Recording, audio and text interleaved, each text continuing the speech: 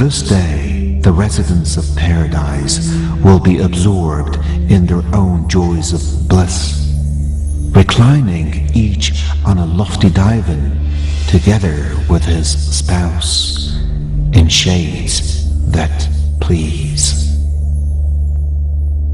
Alhamdulillahi Rabbil Alameen, والصلاة والسلام على سيدنا وعظيمنا وحبيب قلوبنا وشفيع نفوسنا أبي القاسم محمد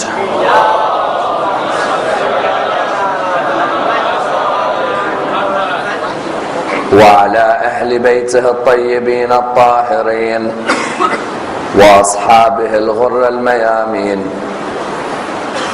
الحمد لله الذي جعلنا من المتمسكين بولاية سيدي ومولاي علي بن أبي طالب.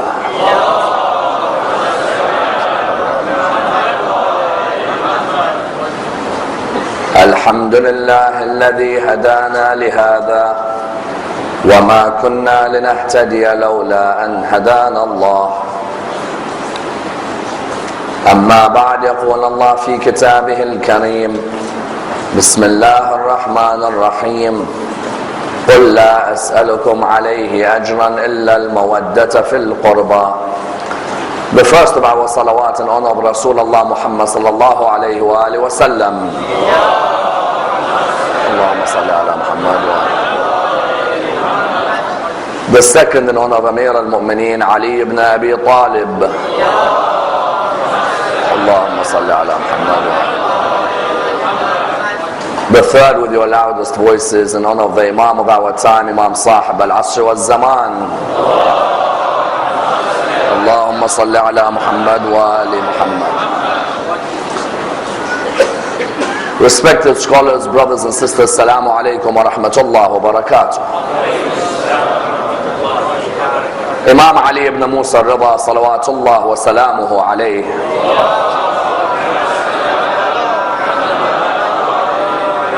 was born on the 11th of Dhul Qa'dah in the 148th year after Hijrah, and died, according to varying reports, on the 23rd of Dhul Qa'dah in the 203rd year after Hijrah. A man from whose life extraordinary lessons may be learnt and many principles may be derived, especially principles concerning politics and society within which we live everyday lives. You find that unfortunately his life has been very much understudied. There is not enough value being given to the status of Imam Ali ibn Musa, in the idea that there may be many who admire him but do not necessarily have enough knowledge about his biography. And indeed you find the period within which he was living in was one of the most turbulent times for any of the Imams of Al Muhammad, in the idea that the Abbasid Empire had established itself, and therefore he had to find his position within the empire. And until today, unfortunately, many people ask the question, how could Imam Ali ibn Musa take a position under a tyrannical leader? That question I'd like to look at through this examination of this biography, in order that we are able to appreciate the legacy of the Imam. As we said, the Imam was born on the 11th of Dhul Qa'dah in the 148th year after Hijrah. He was one of 37 children. Imam Musa ibn Ja'far had 37 children, 19 daughters and 18 sons, which is even more extraordinary when you read that Imam Musa ibn Ja'far spent some part of his life in prison. And that's why today you'll find the legacy of Musa ibn Ja'far is so great that most of the Sadat are Musawi. Myself, for example, I am a Musawi. There are many other Sadat who are Musawi, who are from the lineage of Imam Musa ibn Ja'far. If you go to Lebanon, there are Musawis. If you go to Iran, there are Musawis. If you go to Pakistan, there are Musawis. Musawis, all of them came because of the fact that Imam Musa ibn Ja'far had that many children. And these children, of course, when they'd get married and so on, that lineage would continue to spread. Therefore you found that Imam Ali ibn Musa was one of the 37 children of Imam Musa ibn Ja'far. Of course, 37 children came from varying wives for Imam Musa ibn Ja'far. But you find that Imam Ali ibn Musa was from the wife which was from North Africa. Therefore, the second of the wives of the Imams of Ahlul Bayt from North Africa. You find that according to certain reports, her name was Arwa. Some narrations mention her as being called Najma. I've read the narration which also mentions her with the name Tuktam. Possibly, if you wanted to bring all of these together, some may be names, some may be titles. But you find she was of North African descent. In the same way, Imam Musa ibn Ja'far's mother was North African. Imam Ali ibn Musa's mother was North African. Someone asks the question again, why would the Imams of Ahlul Bayt marry from North Africa? As in, you are Imams from Medina, why don't you stick to your city? Why marry someone of North African descent? We answered yesterday by saying the first reason is that Islam wanted to break all racial boundaries. Islam wanted to come as a religion where everybody is welcome, not just a certain race. A religion which only caters for a certain race is a racist religion. And do not be surprised if that type of religion exists until today, where it is very difficult for you to convert to that religion. Our religion is a religion from day one, where our Prophet and through the Imams would always focus that everybody is equal and all of you came from Adam and Adam came from Allah subhanahu wa ta'ala. Therefore you find on the first level to remove racism. On the second level, the Imams wanted to show something else. When Islam has gone and colonized or conquered Africa, do not see yourself as second-class citizens because we've conquered you. You are as much part of our religion as we are. You see, when Imam marries someone from North Africa, the Imam was showing that if I am an Arab and the Caliphs conquered Africa, then the Africans who have come to Islam are as much part of our religion as we are. The Muslims today try and tell people who have only recently converted to Islam that you came late while we were there early. Whereas our 8th Imam, his mother, when the 7th Imam married her, wanted to say, she is from Africa but she's just as much part of this religion as I am. Number 3, and an important reason, sometimes the traits and attributes of a different culture may be different from mine. My Arab culture may be known for its generosity, but the African culture may be known for its humility. If we marry each other, then those beautiful attributes can come together. If I as an Arab am generous and I marry another Arab, then we've got 2 generous people in the house. If I as an Arab am generous and I marry someone from Africa and their trait is humility, then we have generosity and humility in one house. You therefore found that the Imam, his mother, was from North Africa, and they straight away decided to name him Ali. Someone asks, why are there of the 12 Imams 4 of them called Ali? The reason was because from the time of Bani Umayyah until Bani Abbas, they kept on trying to erase the name Ali. Ahlul Bayt kept on bringing it back. You have Imam Ali ibn Abi Talib, Imam Ali Zayn al-Abidin, Imam Ali al-Rida, and Imam Ali al-Hadi. The reason Al-Muhammad was stressing on Ali was because in every generation of an Islamic empire, they always try to terminate or execute people with the name of Ali. Muawiyah once looked at Ibn Abbas. He said, I heard you've got good news. Ibn Abbas said, yes. Muawiyah said, I hear you've got a newborn baby. Ibn Abbas said, yes. He said, what did you decide to name him? He said, Ali. Muawiyah said, and what's the title you're giving him? You know the Arabs have a title, Abel something. He said, I'm going to title him Abul Hassan. Muawiyah said, so you're putting both of them on the child? Ali and Abul Hassan? So he said, yes. He said, Ibn Abbas, pick one of them, not the 2, if you want to survive in my community. Pick one. You pick Ali, there's no Abul Hassan. You pick Abul Hassan, there's no Ali. I'm not allowing for both. And that's why Hajjaj bin Yusuf al-Thaqafi on Eid al-Adha would say, what do the people slaughter? They'd say sheep. He said, very well, then we should slaughter anyone called Ali, Hassan and Hussein. When Ahlul Bayt named Imam Ali ibn Musa Rida with the name Ali, the aim was that we don't ever want this name to be erased, because the hatred against Ali ibn Abi Talib moved from one generation to another. Therefore, at a young age, you found that the Imam faced very difficult circumstances. Why? Imagine when you were born in this world, you ask, where's my father? He's in prison in Basra. 5 years later, where's my father? He's in prison in Baghdad. 5 years later, where's my father? He's in prison here, in prison there. Imam Ali ibn Musa Rida faced the most difficult trial at the beginning of his life, that he could hardly see Imam Musa ibn Ja'far. From one prison to another, they were moving Imam Musa ibn Ja'far, and therefore there was an added responsibility on Imam Ali ibn Musa Rida's shoulders. Why? Because the followers of Ahlul Bayt, number one, could not reveal that they were followers. Number two, if they could, they couldn't go to the Imam of their time, so they ended up going to Imam Ali ibn Musa. Imam Ali ibn Musa, his life is divided into two. The first 35 years was while his father was alive but in prison. The next 20 years was when he became an Imam. In those first 35 years, when Imam Musa ibn Ja'far was in prison, Imam Ali ibn Musa Rida decided, there's no way I could speak out against Banu Abbas. Many of our Shia are performing taqiyya. We can't do anything in this period. So it's better that I sit in the mosque of Rasulullah in Medina and I give lessons on how to build a Muslim community.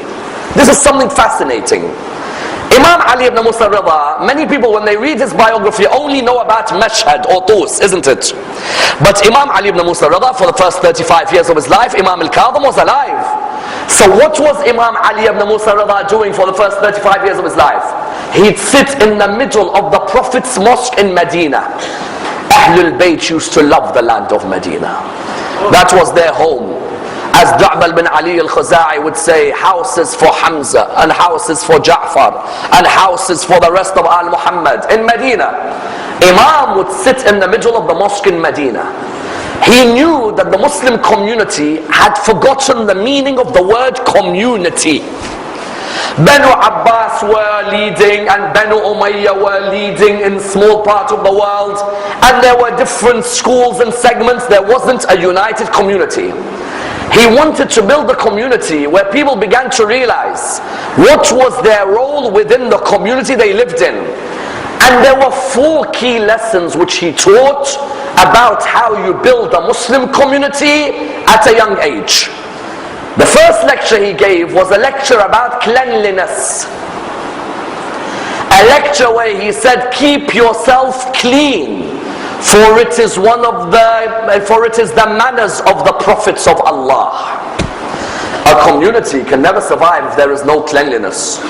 If now in this community over here, someone, for example, is smoking outside, in our community, someone is smoking. If we say they're smoking outside our community on the main road, and the cigarette butt, they just throw it on the ground, I ask them, would you do the same thing at home? As in your house, do you smoke your cigarettes and just throw them in your front yard or at the front of your house? Or do you make sure that you actually look after the area? Number 2, when someone comes to the community, you find it's normal for them, if they finish with something, to throw it on the ground. That's it. There's no problem. Do you know how many Muslim mosques there are in the world today? Where in those mosques you see a banana skin on the ground, you see rice on the carpet. Wallah, sometimes you do sujood on the carpet, you wish you had never done sujood on that carpet. You smell on that carpet uncleanliness, no one has looked after the place. You find Imam Ali ibn Musa Rida, what did he used to say? His first lecture on building a community when he was at a young age was, make sure you keep yourself clean, for cleanliness is the manners of the Prophet. Because his great-grandfather, the Holy Prophet Muhammad sallallahu alayhi wa sallam, has a famous line when he says that cleanliness is part of faith. Cleanliness, and nadafatu min al-iman, what does it mean? It means that nadafa means cleanliness, it's from iman. Do not say you are a mu'min and you have no cleanliness. Sometimes I get surprised when I come to modern day Muslim communities and you look around you and you see the trash that survives on the ground and you ask, what's this? They say, oh, there are cleaners, they'll come later. You are not a cleaner of Allah's earth. You have no respect for Allah's environment over your own mosque. Someone says, is cleanliness only about that? No. Cleanliness is also in our personal hygiene. How many of you have been to ziyarah and seen the state of some of our public lavatories? You know when you want to go and do wudu? How many of you have been there? And you look at the state and you're like, are we all followers of Ali ibn Musa Reza? All of us. Because you go in there and you see people without hygiene. How many times have you come to the mosque and the person sitting next to you, it's as if they have not had a bath for years. You look at the person, you're like, is there no aftershave at home? There's no perfume, there's no atar, there's no deodorant. As in when you come to the house of Allah, you go to a wedding, you've stored up your whole body with aftershave. When you come to the house of Allah subhanahu wa ta'ala, you come smelling like that, it's normal. They say, but it's religious for us to come as modest people. Religiosity comes where? When you come in a state of cleanliness. Imam's first lecture, cleanliness. Another lecture when he was younger was what? He says, he talks about a Muslim who is dishonest with another Muslim is not one of us. Sometimes you find in our communities someone sitting down reciting salawat 24/7 and he's been dishonest with the whole community. He's lied to people, he's stolen people's money, he does ghiba 24/7 about the whole community. Imam says the community can never be built if people are dishonest to one another. Then number 3, Imam's third lecture on the community. The worst of you in the community is one whose existence is of no use to the community. Do you know what type of people these are? They'll come for a lecture and they'll leave and they'll complain. They'll come for a program and they'll leave and they'll complain. They sit outside and all they do is complain and complain and complain. If you can do a better job, bismillah, come. Let's see you do a better job. No, we're too busy. Imam says the worst of people, Imam Ali ibn Musa was a community builder. The worst of people is the one whose existence is of no use. You say to him, can you serve? I'm busy. Can you help? I'm busy. Can you do? I'm busy. Then when you say to them, what do you think is the problem in the community? Oh, the community has so many problems. What are you doing to solve them? Nag, nag, nag. Nothing else. All they do is complain. Imam Ali ibn Musa, the third hadith about community, third lecture, the one of make sure that you are not someone who has no existence or use in the community. And that's why then you would see him give a fourth lecture about how you employ people in your community. In which way?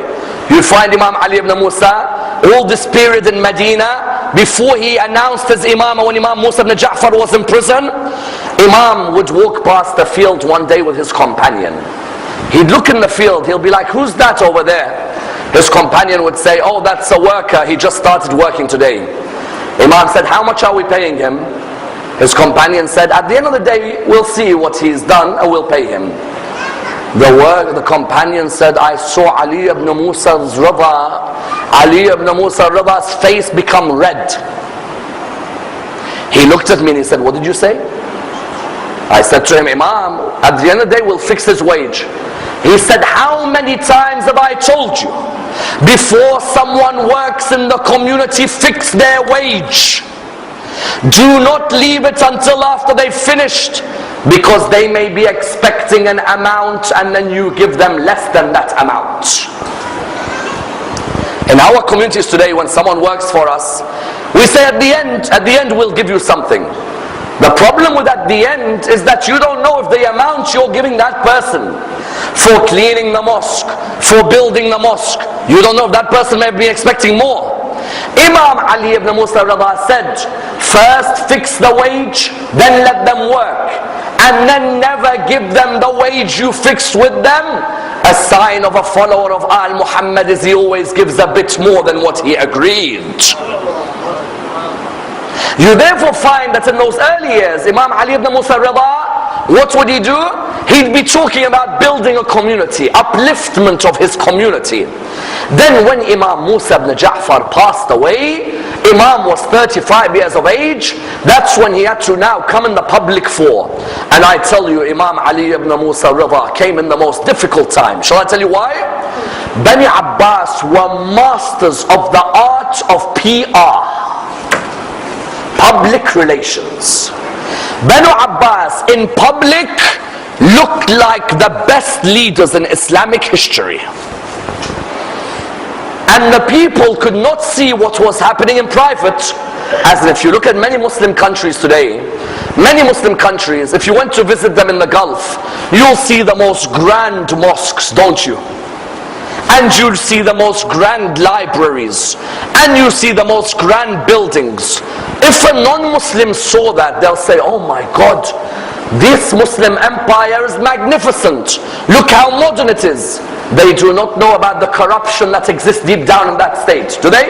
They don't. They don't know the people who are being tortured. They don't know about the people who are being hurt. Imam Ali ibn Musa Reza, in his imamat, Banu Abbas were masters of public relations. Do you know what Banu Abbas were doing? Banu Abbas began, for example, one of the best acts of public relations ever done. They all began an institution called Bayt al-Hikmah. Bayt al-Hikmah in English is the house of wisdom. Many non-Muslims praise Harun al-Rashid and al-Ma'mun today. They don't know about Imam Musa ibn Ja'far was tortured. They don't know Imam Ali. They don't know. They see the outer layer. Ma'mun and Harun al-Rashid began an institution called Bayt al-Hikmah, the house of wisdom. That institution survived 400 years. Do you know what it was? In that institution, they would translate the works of the Persians into Arabic. Persian literature, Persian philosophy, Persian astronomy, Persian mathematics. Everything that the Persians had done, they translated. Everything the Greeks had done, they translated. Algebra, you know algebra where it came from? Bayt al-Hikmah, the house of wisdom. The institution of Bani Abbas, this magnificent house, which was a big translation library. If you walked past it, you'll be like, may Allah bless Harun al-Rashid. May Allah bless al-Ma'mun. Why? Because you're looking at al-Khawarizmi in there, you're looking at algebra, you're looking at the best of mathematics and astronomy.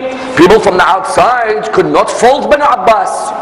They're looking from the outside and they're thinking, subhanallah, this is amazing. They could not see what Banu Abbas were doing from the inside. And Imam Ali ibn Musa Reza could see the inside and the outside. You know what Bani Abbas, what they were doing in the inside? Harun al-Rashid, for example, one day comes to his friend Humayd bin Qahtaba. He says, Humayd, I want to ask you a question. What are you willing to sacrifice for me? Humayd says, I'll sacrifice my life for you. He says, no, what else are you willing to sacrifice for me? He said, I'll sacrifice my wealth for you. He said, no, what else? Humayd knew. I'll sacrifice even my religion. Harun said, very well, you see that prison there? He said, yes. He said, go in there with my jail warden, take a sword, open each door. Whoever you find in each door, I want you to behead them. This story has also been narrated about al-Mansur al-Dawaniqi. Humayd would go into the prison. Banu Abbas, publicly magnificent. Behind the public, the killing of the sons of Ali ibn Abi Talib. He enters, the first door opens, 20 of the grandsons of Amir al-Mu'mineen hung. He comes with a sword, beheads 20 of them. Next door, 20 of them. The next door, 20 of them. He comes out. He says, what do you want me to do? He said, put a name tag next to each of their heads and we'll put it in a treasure chest and give it out. That would be one incident. Another incident, Harun al-Rashid would be in power. Harun al-Rashid had a clash with Yahya bin Abdullah bin al-Hasan. They had a war with each other. They signed a treaty that none would fight the other. Harun al-Rashid one day sitting down, the chief judge of Baghdad is sitting next to him. You need to understand the context, because when people tell me, why did Ali ibn Musa Reza work with al-Ma'mun, you need to understand what is the context. The chief judge of Baghdad sees Harun al-Rashid. He says to him, you look down. He said, yes. He said, why? He said, I signed a peace treaty with this Yahya bin Abdullah from the grandsons of Hassan ibn Ali. But now I'm more powerful than him, and I wish I hadn't signed that treaty so I could kill him. You know what the chief judge did? He put his hand down near his socks. He took out a knife. He said, where's the contract? He said, here it is. He said, there's no more. Go do what you have to do. The judges were in their pockets. The palaces were in their pockets. The prisons were in their pockets. And do you know what then happened to the Imam? As soon as the Imam announced his imamat, some of his own Shia decided that's not our Imam. Imam Musa ibn Ja'far, when he passed away, had 67 witnesses that Ali ibn Musa Reza is my successor. Yes? How many witnesses? 67. Imam had people, Imam Musa ibn Ja'far had people who used to collect khums. They'd go and collect khums for him. Amongst those people who collect khums, and the khums collectors are always interesting people. Amongst those people who used to collect khums was Ziyad ibn Marwan and Ali ibn Abi Hamza. These people used to collect khums for Imam Musa ibn Ja'far. These people collected lots of khums.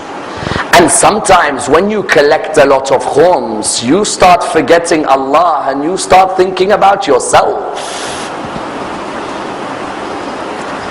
So what happened was, Ziyad ibn Marwan collected 70,000 dinar or gold coins. And Ali ibn Hamza or Ali ibn Abi Hamza collected how much? 30,000. When Imam Ali ibn Musa announced his imamah, he's already got an issue that Bani Abbas are in a position where they have swayed the public to believing in them. On top of that, now he's got an issue that Ziyad and Ali come forward and said what? They came forward because they had so much money. Yunus bin Abd al-Rahman came up to them. He said, now Ali ibn Musa is the imam. The khums is to be given to him. They said, no. Yunus bin Abd al-Rahman, one of the great companions of the Imam with Hassan bin Mahbub, Yunus bin Abd al-Rahman, what did he say? He said, what are you doing? This khums doesn't belong to you. It belongs to the Imam. They said, listen Yunus, we are all khums collectors. How much do you want us to give you so you remain quiet?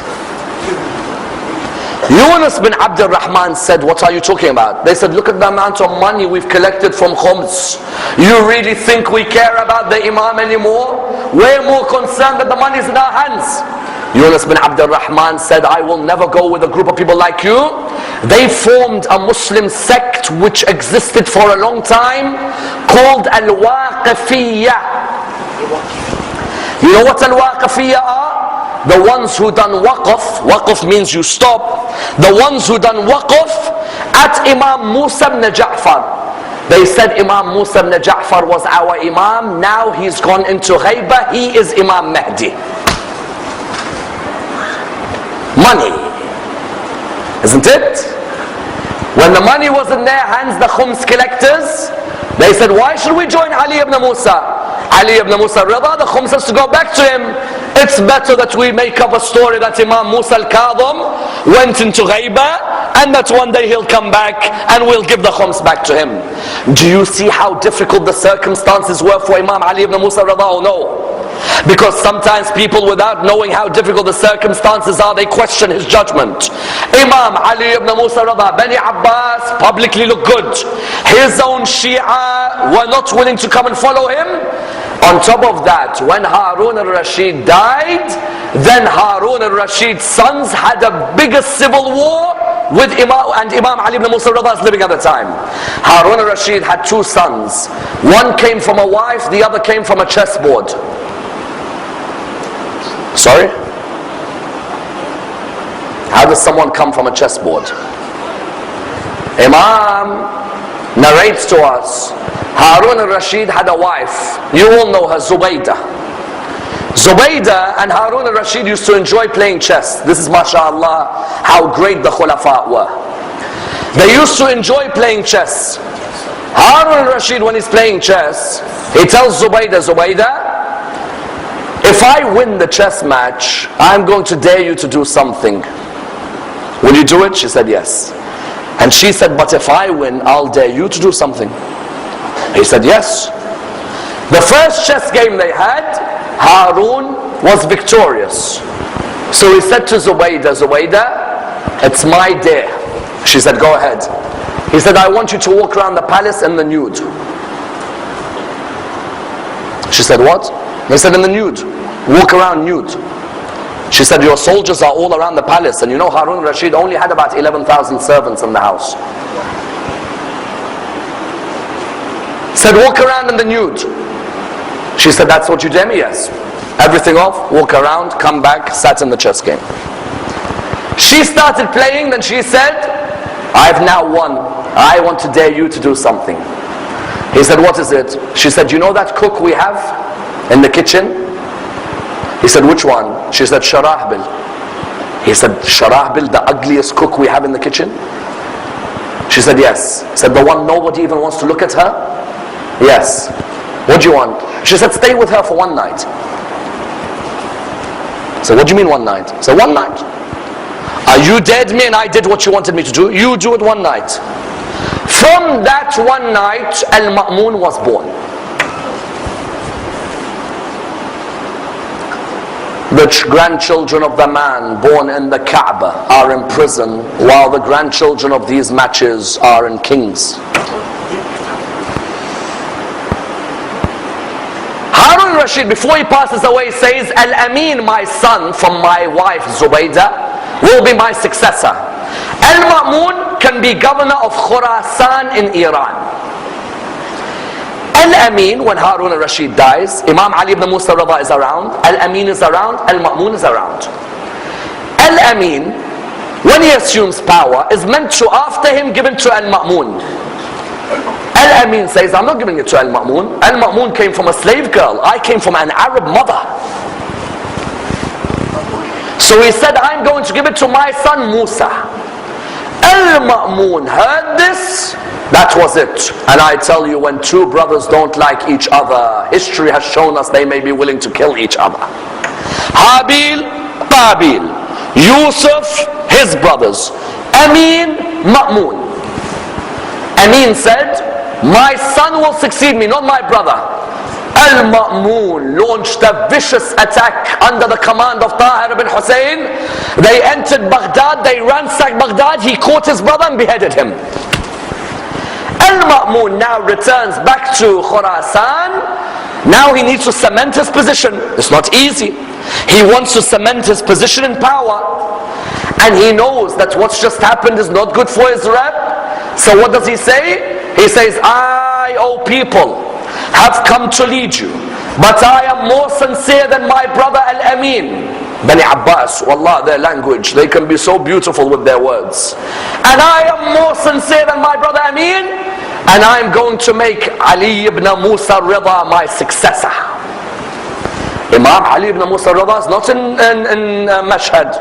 Imam Ali ibn Musa Reza is living happily where he is in Medina. Al-Ma'mun orders Ali ibn Musa Reza has to leave and has to come and has to be my successor. Otherwise him and his tribe will all be beheaded.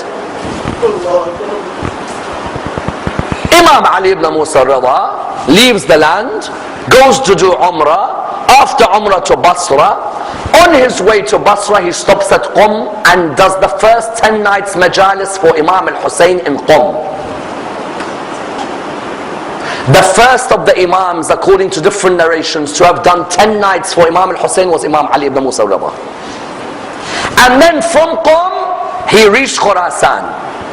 When he reached Khurasan, Al-Ma'mun was sitting down. He said, welcome to my heir apparent. Welcome to my successor. Imam Ali ibn Musa Reza said, I don't want to be your successor. I'm not interested and it will not come to me anyway. Al-Ma'mun said, no, you are my successor. I want to look after you. Imam Ali ibn Musa Reza said, I don't want. He said, why? He said, if Allah has chosen you to be the leader, then it's not for you to give your shirt to someone else. And if you've chosen yourself, and if it doesn't belong to you, then you're no one to give it to others. If you say it doesn't belong to you, then you don't want to give it to others. Al-Ma'mun said to the Imam, listen to me very clearly. Your grandfather Ali ibn Abi Talib took part in a shura of 6. And Umar said to them, all 6 of them, if you do not participate, we'll behead you. Is my message loud and clear or no? Imam Ali ibn Musa looked at him and he said, Allah has ordered us not to kill ourselves. Very well, I will take up your position as what you call the heir apparent. Al-Ma'mun was delighted. The coins, he would put his stamp and the stamp in the name of Imam Ali ibn Musa on the coins. The letters, the poets, all of them had to praise Imam Ali ibn Musa. Some people ask the question, how could Imam al-Rida take a position under Ma'mun? How? Imam al-Rida, if he had any respect for himself, how could he take a position under someone like al-Ma'mun? And do you know his own people came up to Imam al-Rida and said that? Someone came to Imam al-Rida and said to him, how dare you claim to be the son of Hussein ibn Ali and you take a position under al-Ma'mun? See the arrogance of people when they talk to an Imam of Ahlul Bayt like that. An Imam's vision is wider than theirs. He comes to him and he says that to him. Do you know what Imam al-Rida says? Imam says, may I ask you a question? Who is greater, a Muslim or a mushrik? The person says, a Muslim, of course. He says, who is greater, a prophet or a wasi? The person says, a prophet, of course. He says, what if I tell you of a prophet who took a position under a mushrik? What would you say? He said, who? He said, Nabi Yusuf in the Quran says, قَالَ اجْعَلْنِي عَلَى خَزَائِنِ الْأَرْضِ. Did not Yusuf in the Quran, he is a prophet of God, and the leader of his country was a mushrik. Did not Yusuf take a position under a mushrik leader? The person said yes. He said, Yusuf voluntarily took a position. I have been forced by Al-Ma'mun to take a position. What an answer. What an answer. That you think I want to take this position? I don't want to. But if it means, and that's why they call him Ar-Rida, please look at this. Why do they call him Imam Ar-Rida? Some people said it's because those who liked him and those who didn't like him were pleased with his allegiance. No. On the contrary, those who didn't like him, they hated him. They weren't pleased with his allegiance to Al-Ma'mun. The reason they call him Ar-Rida is because he was pleased with whatever trial Allah put him in. That's why they call him Ar-Rida. Ar-Radi bil-Qadari wal-Qada. He accepts whatever Allah has ordained. You think it's easy for Ali ibn Musa Rida to leave Medina and go and live alone? With no family around him? Why do we in ziyarah say, Assalamu alayka ya gharib al-ghuraba? Salams to you, O stranger of strangers. In those days, do you think there was anyone from Al Muhammad living in Tus and Mashhad? And he has to leave Mashhad, leave Imam al-Jawad when Imam al-Jawad was so young, to go and live alone in Mashhad just to protect the school of Ahlul Bayt. And do you think he allowed Al-Ma'mun to get away with it? No way. Imam Ali ibn Musa Rida, one day Al-Ma'mun says to him, because now you are going to be my successor, you have to lead Salat al-Eid. Imam said, do you want me to lead Salat al-Eid? He said, yes. He said, the whole community will be out. You have to lead Salat al-Eid. Imam said, but I'm going to lead Salat al-Eid the way I lead it. He said, yes. He said, you got no problem? He said, no problem. In the morning of Salat al-Eid, the whole of Ma'mun's castle is waiting. They're all wearing gold robes. They're all wearing the best emeralds and diamonds on their fingers. They're all waiting for Salat al-Eid to begin. They're thinking, where's Ali ibn Musa? All of a sudden Imam Ali ibn Musa starts coming towards them. Imam Ali ibn Musa was barefooted, no shoes, like Rasulullah when he'd go to Salat al-Eid. Barefooted. Salat al-Eid, it's recommended to go barefooted to Salat al-Eid. And when he'd walk barefooted, he'll be like, Allahu Akbar, Allahu Akbar, Allahu Akbar, like Rasulullah. Suddenly they say Al-Ma'mun could not hear himself think, because the whole of Khurasan was shouting Allahu Akbar, Allahu Akbar. Further than this, when the people would come to him and they'd say, "Oh Ali ibn Musa Rida, can you give us a piece of advice?" This piece of advice was called the golden chain. He said, "Oh people, do you want a piece of advice?" They said, "Yes." He said, "I heard from my father Imam Musa ibn Ja'far, from his father Ja'far bin Muhammad, from his father Zayn al-Abidin, from his father Imam al-Hussein, from his brother Imam al-Hasan, from his father Ali ibn Abi Talib, from Rasulullah, from Jibreel, from Allah subhanahu wa ta'ala, that La ilaha illallah is my fortress. Whoever enters my fortress will be secure from my punishment."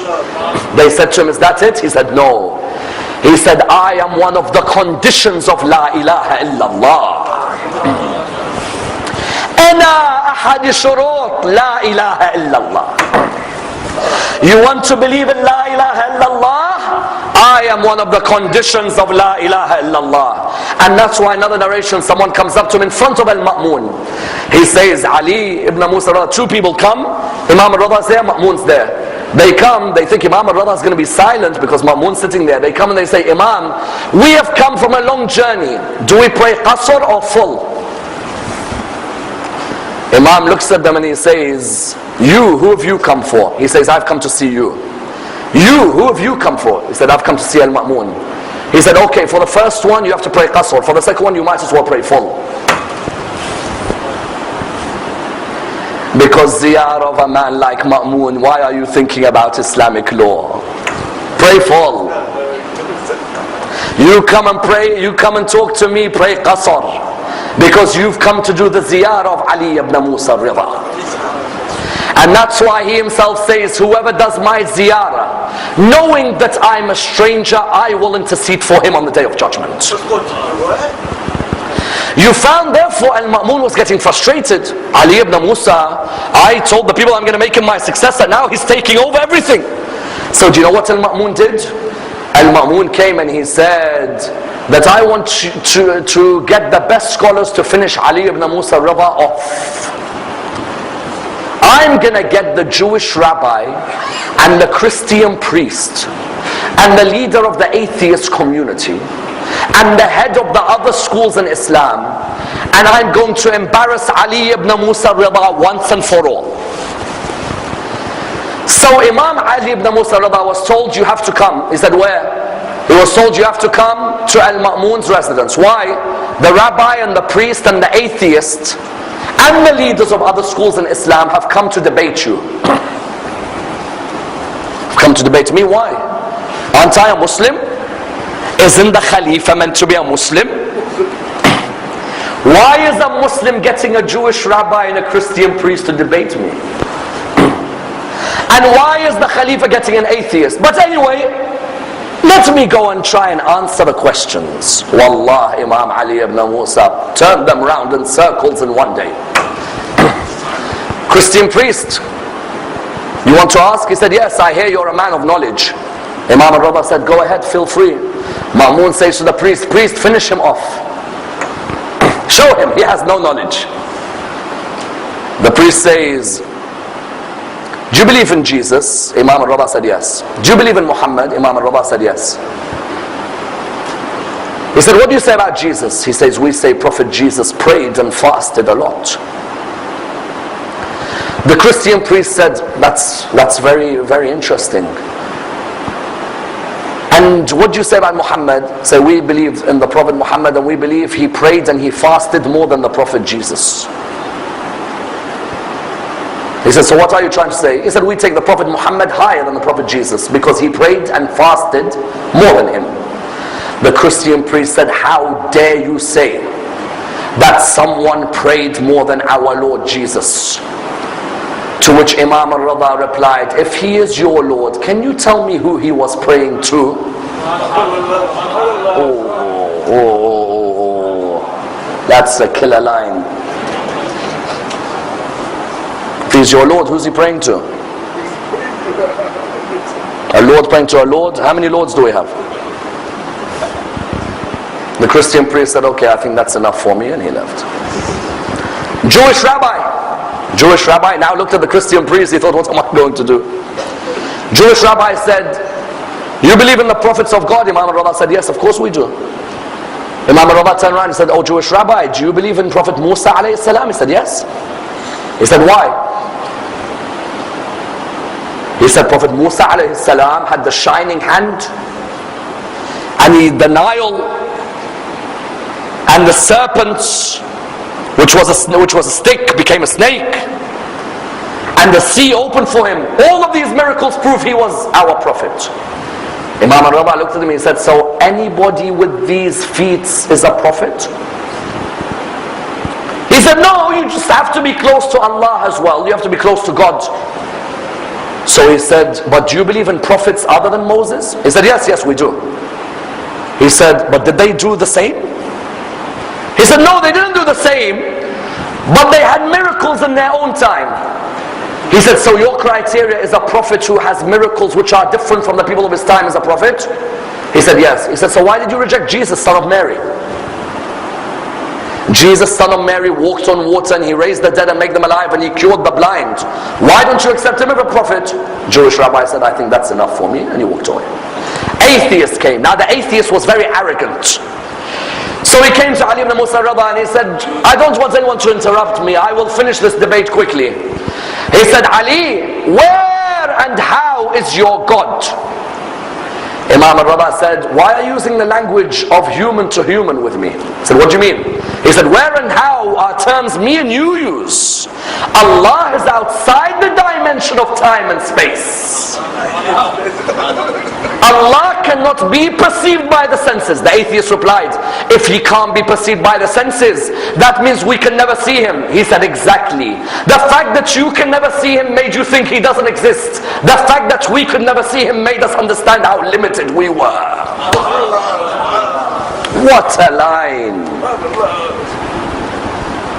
Ali ibn Musa Reza. And he went on, and that's why I recommend all of you. There is a book in Tabligh, the biography of Imam al-Rada. The whole debate is there. Imam al-Rada and the Christians and the Jews and the Hindus and the atheists and the Zoroastrians. The whole debate.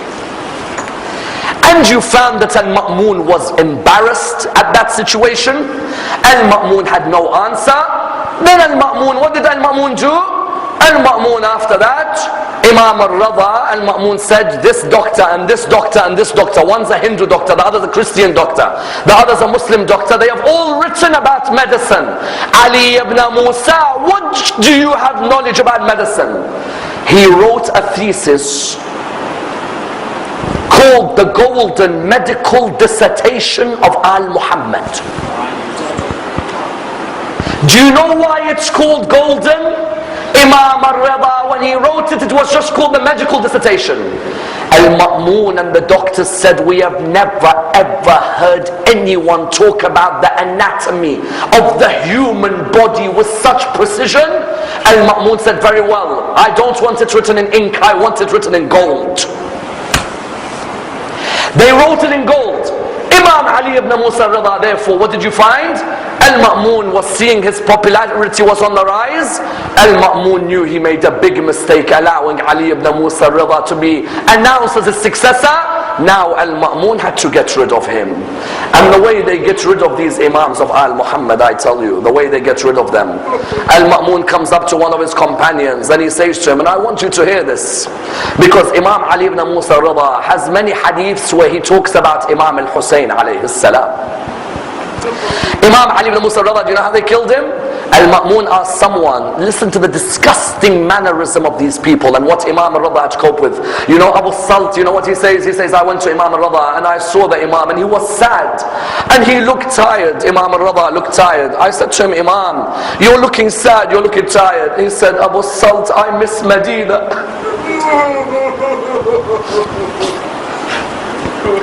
He said, I miss the land of Medina. I miss my family in Medina. May Allah bless the soul of Imam al-Jawad. Imam al-Jawad, Imam al-Jawad. You find he says, Wallah, I miss Medina, I miss my family, I don't have anyone next to me. And this man oppresses me and tortures me and tries to humiliate me.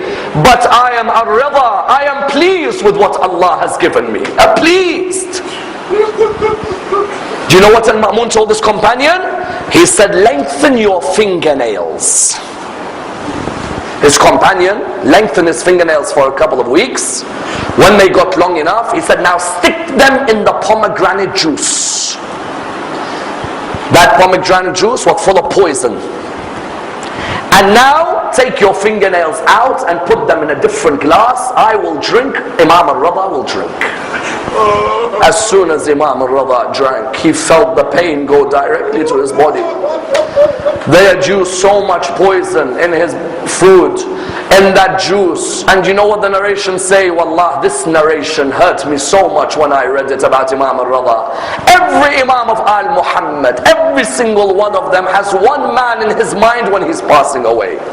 Imam al-Rida, the narration says that look after my ceremony, shroud me. You will see someone who will come and bury me. Imam al-Jawad would come and bury him.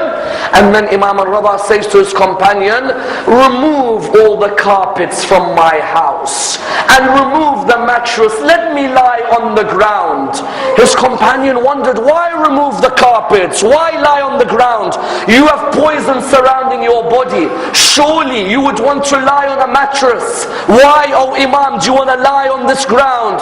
He said, just for a few moments I want to feel what Abu Abdullah felt when he lay on the ground on the 10th of Muharram.